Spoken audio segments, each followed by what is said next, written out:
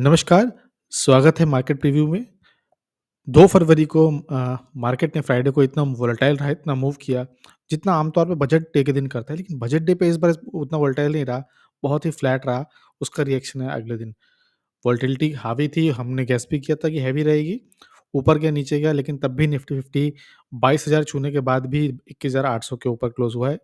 अ, bank Nifty ज़रूर negative में आ गया था। तो एक बार निफ्टी के लेवल्स भी देख लेते हैं और बैंक निफ्टी के लेवल्स भी देख लेंगे। तो निफ्टी के लेवल्स हमने पहले से ही ड्रॉ कर रखे हैं। हमको पता है कि 21,000 ये हमने अपने लाइन अपने याद रखी है, हम फिर से एक बार रिपीट करते हैं। 21,000 आपको पैसे बचा के रखने हैं। जब भी ये आएगा हम यहाँ पे एक फ्रेश लेवल करेंगे इन्वेस्टमेंट, चाहे निफ्टी 20 हो या आपके फेवरेट स्टॉक्स हो। स्टॉक बेसिस पर तो हम भी देख ही रहे हैं। 21,200 एक सपोर्ट है मीडियम टर्म पे, हमें याद रखना है। 21,500 21,500 एक रेजिस्टेंस भी है और एक सपोर्ट भी है, दोनों की तरह बिहेव कर रहा है। इस लेवल को हम ध्यान रखेंगे, इसी के आसपास गेम खेल रहा है। बेसिकली जो पूरा गेम है वो 21,500 से 21,800 के बीच में है। अगर बहुत दिनों से इसी के बीच में वो अप डाउन कर रहा है, अगर ब्रेकआउट भी आता है, 22,000 के ऊपर भी जाता है, तब भी अगले दिन वापस नीचे आ जाता है।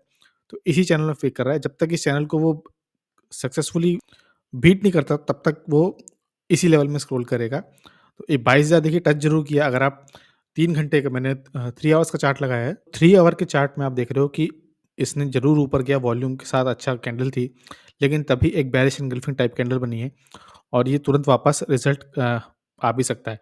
लेकिन 21,800 पे और 22,000 के बीच में भी अगर ये स्ट्रगल करे, तो कल सरप्राइज़ नहीं होगा, क्योंकि नैस्डैक और एस&पी ने बहुत अच्छा रिएक्ट किया था। अगर आप यूएस मार्केट देखोगे, तो नैस्डैक अपने ऑल टाइम हाई पे बैठा हुआ है। अगर ये वीकली या मंथली आप लगाओगे, तो आज तक कभी उतने पर नहीं गया। एस&पी इसने भी अपना ऑल टाइम हाई बीट बना दिया है, इसको भी आप मंथली लगा लीजिए। तो बहुत ही अच्छा रिज़ल्ट रहा है, इंडेक्स सीज़न रहा है यूएस के लिए, अच्छी बात है। तो हमको उसी के बेसिस पे रिएक्ट करना है। तो आईटी में हो सकता है कि बाइंग आए, हमको इस बात का ध्यान रखना है। निफ्टी बैंक देख लेते हैं। निफ्टी बैंक में भी शुरुआत इसने ऊपर से की थी, लेकिन ऊपर से क्लोज़ होने के बाद अच्छी खासी प्रॉफिट बुकिंग आई। एसबीआई के रिज़ल्ट आने वाले थे। थोड़े से वेज इन्फ्लेशन है, हमने उसके रिज़ल्ट किए हैं। देखिए, रिज़ल्ट्स के हमने स्पेसिफिक वीडियो भी डिस्कस किया है, चाहे वो एसबीआई का हो, आर्किन केमिकल्स का हो, यूपीएल का हो, तो आप उन तीनों वीडियो को ज़रूर देखिएगा। तो निफ्टी बैंक वापस देखिए, गैप फिल करना ईज़ी नहीं होता है कभी भी, तो चाहे ये गैप हो या आने वाला गैप ये, इसको भी फिल करने में बहुत दिक्कत आएगी। गैप फिलिंग में हमेशा दिक्कत आती है इंडेक्स के बेसिस पर। तो कंसोलिडेट करे यहीं पर वापस, तो कोई सरप्राइज़ नहीं होगा, इसको ध्यान रखेंगे। एसबीआई रिएक्ट करेगा, उसके बेसिस पे रिएक्शन हम आगे चल के देखेंगे। रिलायंस इंडिया, रिलायंस इंडस्ट्रीज़, पहले से ही हम इसका एनालिसिस करके बैठे हुए हैं। वीकली बेसिस पे ब्रेकआउट है, कप हैंडल मानिए, चैनल का ब्रेकआउट मानिए। 3100 का टारगेट है। याद रखिए, कोई भी ऐसा रिकमेंडेशन नहीं है, ये सिर्फ़ एक प्रैक्टिस है सपोर्ट रेजिस्टेंस ढूँढने की। आईटीबीज़, ये वीकली बेसिस पे लगा रखा है मैंने आईटीबीज़, तो वीकली बेसिस पर ये अपने ऑल टाइम हाई के पास आ गया है। अब देखिए, kind of rounding bottom almost बना लिया है। बहुत वीक से देखिए 2022 से कंसोलिडेट करता हुआ वापस ऊपर आया है, तो इसके ब्रेकआउट के भी चांसेस हैं। अगर आप आईटी स्टॉक्स में अब नहीं जा सकते, तो हम उसका बेटर है कि आप आईटीबीज़ के साथ कवर करो। बजाज फाइनेंस, एक बार फिर इसने उसी लाइन का सपोर्ट लेके ऊपर आया, अभी ब्रेक नहीं किया है। मार्केट अगर वोलेटाइल रहा, तो कल फिर खेल हो सकता है। सेल का हम एनालिसिस पहले ही कर चुके हैं वीकली बेसिस पर, तो जो हमारी नेक्स्ट टारगेट लाइन थी 126 की, सक्सेसफुली ब्रेक कर दिया, और तो और वॉल्यूम के साथ किया। सबसे इंपॉर्टेंट चीज़ ये है। तो अगला टारगेट 143 का होगा। जिसने स्विंग करना था, प्रॉफिट बुक करना था, वो प्रॉफिट बुक कर लीजिए। मैंने भी प्रॉफिट बुक कर लिया है। पूरा नहीं किया, पार्शियल किया, जैसे भी आपको करना है, अपनी एनालिसिस पे करना है। याद रखिए, पैसा वही जो घर आया, प्रॉफिट बुकिंग पार्ट है। जब सब बुक कर रहे हैं, तो आप बुक करिए।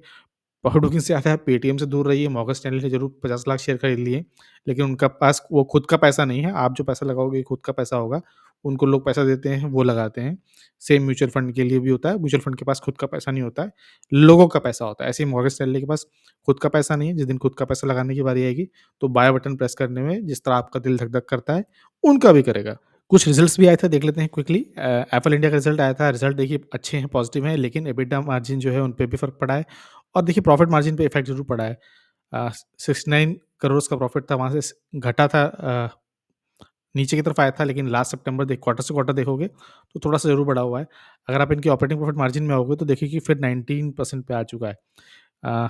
19% मार्केट को पसंद नहीं है, 20 या उसके ऊपर है तो फिर भी ठीक है। लेकिन 19% पर है, तो ये एक कंसर्न हो सकता है। बट अगर आप शॉर्ट टर्म पे देखोगे तो सेल्स बढ़ी है, इस चक्कर में प्रॉफिट भी बढ़ गया है, नेट प्रॉफिट भी बढ़ा है। अगर आप ईयर ऑन ईयर कंपेयर करोगे तो 21% होने के बावजूद भी इस बार ज़्यादा है क्योंकि सेल्स ज़्यादा हुई है। तो इसको हम ध्यान में रखेंगे। एफएल इंडिया का चार्ट भी देख लेते हैं एक बार। एफएल इंडिया का चार्ट देखोगे, हम पहले से एनालाइज़ कर चुके हैं। वीकली बेसिस पर, डेली बेसिस पर पहले से ही मार्केट ने थोड़ा-सा इसको पोज़ीशनिंग कर ली है। हो सकता है कि ये कुछ इस तरह से इसने लोअर बनाया हो, फिर यहाँ से हायर हाई बनाए। तो इस तरह से हमको अपनी एनालिसिस देखनी है। बाकी वीकली बेसिस पर हमने इसकी एनालिसिस पहले करके रखी है। इन्वर्टेड हेड एंड शोल्डर बन रहा है। हमने पहले भी डिस्कस किया था कि इसी तरह से फ़ॉर्म करेगा। यहाँ पे आपको प्रॉफ़िट बुकिंग करनी थी। मैंने भी थोड़ी-सी प्रॉफ़िट बुकिंग की है। ज़्यादा स्टॉक है भी मेरे पास एवर इंडिया के। तो अगर मार्केट ने नेगेटिव रिएक्ट किया तो वापस अपने सपोर्ट के पास ज़रूर आएगा। अगर अच्छा रिज़ल्ट आया तो फिर यहाँ से हायर हाई की जर्नी शुरू होगी। याद रखिए, ये लेवल ध्यान रखिए कि 1442 का। ठीक रिज़ल्ट है, बहुत अच्छा नहीं है, बहुत खराब भी नहीं है। इसके बाद देखते हैं क्लीन साइंस अगेन रिज़ल्ट उतने अच्छे नहीं हैं। ईयर ऑन ईयर बेसिस पर क्वार्टर ऑन क्वार्टर पे थोड़ा बहुत इम्प्रूवमेंट दिख रहा है। हमने सभी एग्रो केमिकल्स का देखा है, चाहे सुमितोमो, एसआरएफ या यूपीएल भी देखा हमने, कोरोमंडल भी देखा। देखिए, इनमें प्रेशर है और बना रहेगा। क्वार्टर ऑन क्वार्टर थोड़ी इम्प्रूवमेंट ज़रूर दिख रही है, but year on year decline है। अगर आप ऑपरेटिंग प्रॉफिट मार्जिन जो हमको ध्यान देने हैं, वो 41 से बढ़ के 44 हो गए। ये एक अच्छी बात। देखिए, डिमांड नहीं है, सेल्स उतनी नहीं है, लेकिन फिर भी उसमें उन्होंने ऑपरेटिंग प्रॉफिट जो प्रेशर है, वो कम किया है और मार्जिन जो है अपना वो 41 से बढ़ा के 44% पे किया है।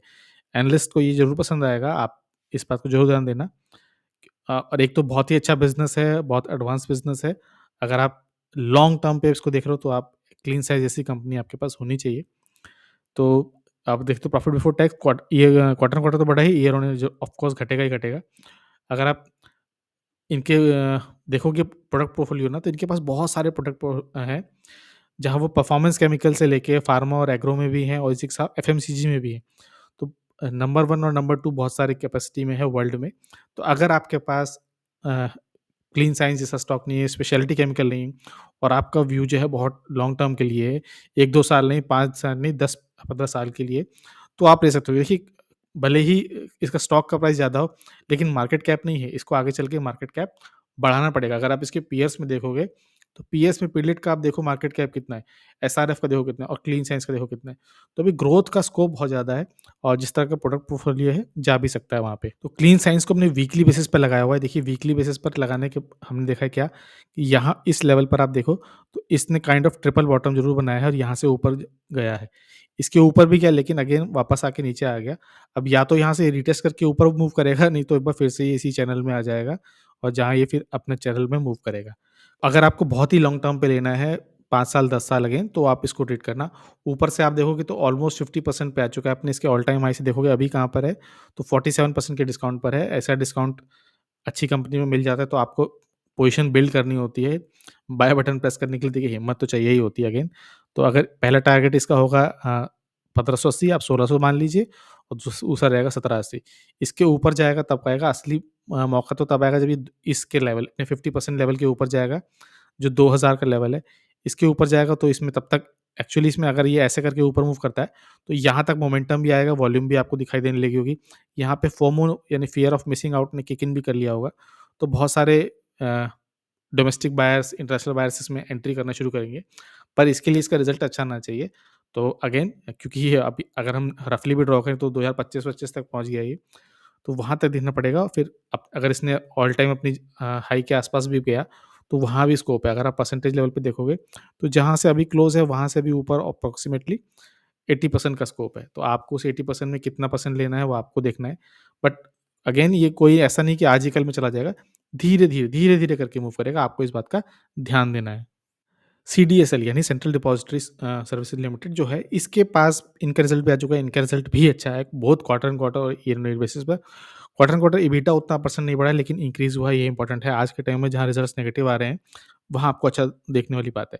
लेकिन उसके बावजूद नेट प्रॉफिट जो है, देखिए 100 क्वार्टर ऑन क्वार्टर 109 से घटकर 107 पे आ गया। ये भी देखने वाली बात है। अगर आप क्वार्टरली रिज़ल्ट देखोगे इसका, तो ऑपरेटिंग प्रॉफिट मार्जिन उन्होंने वापस 61% पे लेकर गए हैं।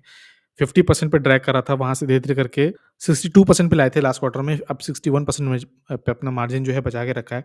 अच्छी बात है, मुझे ठीक लगा। 145 करोड़ क्वार्टर ऑन क्वार्टर देखोगे पीबीटी तो ऑलमोस्ट सेम है, कोई भी फ़र्क नहीं, year on year of course बढ़ा हुआ है। थोड़ा-सा इनको नुकसान हुआ है, क्यों? इनको क्योंकि टैक्सेस इनको ज़्यादा पे करने पड़े हैं। तो ठीक है, रिज़ल्ट उतना अच्छा भी नहीं है, उतना खराब भी नहीं है, बट पॉइंट ये है कि इसने अपना प्रॉफ़िट मेंटेन किया है। आइए इसका देख लेते हैं चार्ट भी।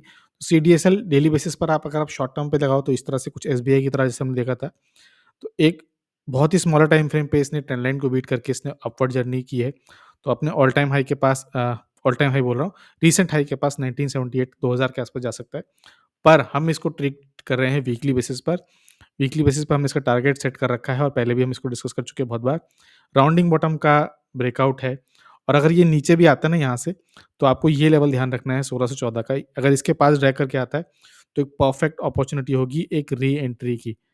री-एंट्री यहाँ से करिए और फिर अगली जर्नी के मज़े लीजिए। बुल मार्केट स्टॉक्स जो होते हैं, सीडीएसएल, कैम्स के, फिनटेक, बीएसई, एंजल वन, 5 पैसा, ये बुल मार्केट स्टॉक्स होते हैं। यहाँ पर इनमें जो मूवमेंट आता है वो इस तरह आता है। अगर आपको याद नहीं तो आप याद करिए कोविड के टाइम में जो बुल मार्केट था उसमें किस तरह से मूव किया था। तो अगेन बुल मार्केट के बाद स्टॉक मूव करता है, तो इस तरह के स्टॉक्स हमको अपने ध्यान में होने भी चाहिए। बीपीसीएल, बीपीसीएल में देखिए ब्रेकआउट आ चुका है, हम पहले भी इसको डिस्कस कर चुके हैं।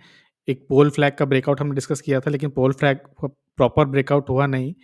अ, वो ड्रैग किया यहाँ से, फिर मूवमेंट आया। अब देखिए वॉल्यूम बहुत ही ज़बरदस्त थी और स्टॉक 10% मूव भी किया था। आम तौर पे कल ये जब ओपन होगा फिर उसके बाद ये नीचे आएगा। क्यों? क्योंकि प्रॉफिट बुकिंग होगी। प्रॉफिट बुकिंग होनी ही है, प्रॉफिट बुकिंग पार्ट है एक जर्नी का। आप इस बात को ध्यान रखिए। ये मत सोचिए कि प्रॉफिट बुकिंग खराब हो। प्रॉफिट बुकिंग नहीं आएगी तो फिर आप कोई बेचेगा नहीं तो खरीदेगा कैसे? कोई खरीदेगा नहीं तो कोई बेचे कैसे? तो कल जब ये शुरुआत होगी इसकी, तो ये भले ही प्रॉफिट बुकिंग की नीचे की तरफ जाएगा, फिर तो उसे ड्रैग करेगा, फिर ऊपर जाने के चांसेस हैं। इसके साथ-साथ क्रूड के प्राइसेज़ में भी रिलीफ मिला है। अगर आप क्रूड के प्राइस देखो, तो उसके प्राइसेज़ में भी रिलीफ है। क्रूड लगातार नीचे ही जा रहा है, ब्रेंट क्रूड देखेंगे आप, तो 77 पे ड्रैग कर चुका है, कहाँ 82 पे था। इसका भी इनको बेनिफिट मिलेगा। तो अगेन याद रखिए कल जब ओपन होगा तो गैप अप ओपन होगा, फिर नीचे प्रॉफिट बुकिंग आएगी, फिर धीरे-धीरे करके इसमें मूवमेंट करेगा। तो इस तरह का स्टॉक रह सकता है। एक बड़े मूव के बाद 10% के बाद थोड़ी बहुत प्रॉफिट बुकिंग बनती भी है। जिसने बीटीएसटी किया होगा, बाय टुडे सेल टुमारो, अगर वो कल मार्केट ओपन होने के बाद प्रॉफिट बुकिंग नहीं कर रहा है तो एक्चुअली वो भी गलत कर रहा है। लेकिन डेली से हटा के जब आप इसको वीकली बेसिस पे लगाओगे ना, तो आपको एक अलग ही पिक्चर देखने को मिलेगी। अगर मैं इस तरह से कुछ ड्रॉ कर दूँ, तो एक यहाँ पे मैं एक हॉरिज़ॉन्टल लाइन सिलेक्ट करता हूँ, हॉरिज़ॉन्टल लाइन इस लेवल पे पिक मैं डाल देता हूँ। तो जब आप इस लेवल पे डाल दोगे तो आपको क्या दिख रहा है कि क्लियरली इसने एक राउंडिंग बॉटम बनाया और राउंडिंग बॉटम का ब्रेकआउट दिया है। वॉल्यूम के साथ, याद रखिए वॉल्यूम इसमें थी तो वो डेली, वीकली सब जगह काम चलेगी। अब इसका ब्रेकआउट आएगा तो इसका टारगेट बहुत ही अच्छा होगा। देखिए, अगर हमको टारगेट डिसाइड करना है राउंडिंग बॉटम का, आपको जो उसकी डेप्थ होती है उसको आप सिलेक्ट कर लीजिए।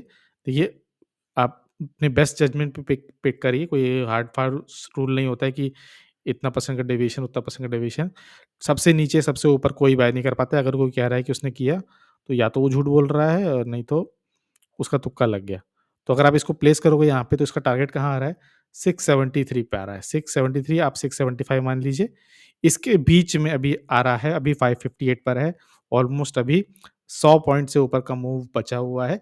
वीकली बेसिस पर याद रखना, वीकली बेसिस पर, डेली नहीं है, ये वीकली बेसिस है। वीकली बेसिस की कैंडल धीरे-धीरे मूव करती हैं। अगर आप वीकली बेसिस देखोगे, तो लास्ट वीक में ही 17% 20% के आस-पास मूव किया है। तो याद रखना बहुत पेशेंस चाहिए होता है, अगर पेशेंस नहीं है तो वीकली बेसिस पे मत उतरना। तो वीकली बेसिस पर राउंडिंग बॉटम, पर अभी कहानी खत्म नहीं हुई है। अगर मैं इसको क्लियर करके वीकली से कन्वर्ट करके इसको लगा देता हूँ मैं मंथली, तो मंथली पे आप देखोगे क्या, तो मंथली पे मैं फिर से वही पैटर्न ड्रॉ करूँगा, हॉरिजॉन्टल लाइन पिक करूँगा और इसको यहाँ पे प्लेस कर दूँगा।